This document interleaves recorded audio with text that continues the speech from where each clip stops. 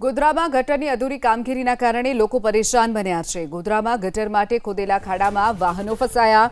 Bamroli road, Chandrika નગર સહિતના વિસ્તારમાં ખોદકામ કરવામાં આવ્યું છે। વાહનો બહાર કાઢવા માટે ક્રેન મંગાવી પડી હતી। ચોમાસા પહેલા ગટરની કામગીરી પૂર્ણ ન કરાતા હાલાકી સામે આવી છે। આડેધડ ખોદકામથી વોર્ડ નંબર 11ના રહીશો પણ પરેશાન થયા છે।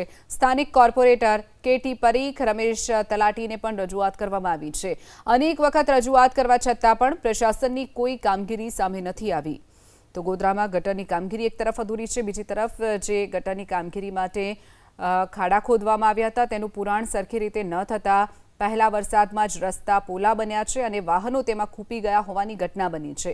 વાહનોને બહાર કાઢવા માટે ક્રેન મંગાવવાની પણ ફરજ પડી હતી। ગોધરાના આ દ્રશ્યો છે જ્યાં આડેધડ ખોદકામથી વોર્ડ નંબર 11ના રહીશો પરેશાન બન્યા છે। તો ગોધરામાં ગટરની કામગીરી એક તરફ અધૂરી છે, બીજી તરફ જે ગટરની કામગીરી માટે ખાડા ખોદવામાં આવ્યા હતા તેનું પુરાણ સરખી રીતે ન થતા પહેલા વરસાદમાં જ રસ્તા પોલા બન્યા છે અને વાહનો તેમાં ખૂંપી ગયા હોવાની ઘટના બની છે।